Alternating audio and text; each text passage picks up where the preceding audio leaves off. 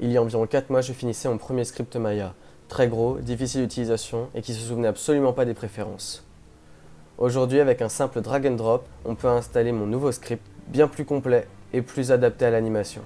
Il est également personnalisable, on peut accéder aux préférences en cliquant sur le bouton préférences, ouvrir tous les onglets, ou fermer tous les onglets, ouvrir certains, fermer le script et le rouvrir dans l'état où on l'avait fermé.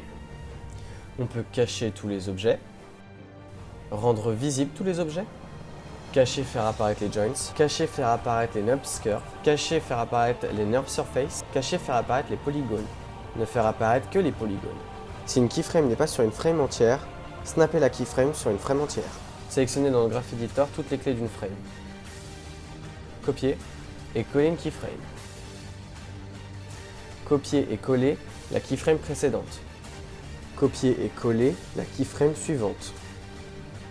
Supprimer des keyframes.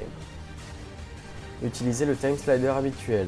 Aller au début, à la fin, se déplacer d'une frame en arrière, se déplacer d'une frame en avant, se déplacer de keyframe en arrière, de keyframe en avant, lire à l'envers, lire à l'endroit. Se déplacer de 5 frames en avant, se déplacer de 20 frames en avant, se déplacer de 10 frames en arrière. Créer un point out, créer un point in. Changer la couleur d'une clé. Changer la couleur d'une clé et en faire un breakdown. Réinitialiser la couleur d'une clé. Définir le range de rendu sur le point in et le point out. Définir le slider range sur le point start et le point end. Définir le slider range sur le point in et le point out. Traquer un objet. Traquer la trajectoire d'un objet. Traquer la trajectoire d'un vertex. Traquer une face. Traquer un edge. Traquer plusieurs éléments à la fois. Changer l'épaisseur du trail de tracking. Faire apparaître le numéro des keyframes. Faire apparaître le numéro des frames. Voir le trail en X-ray. Changer la couleur du trail pour chaque frame.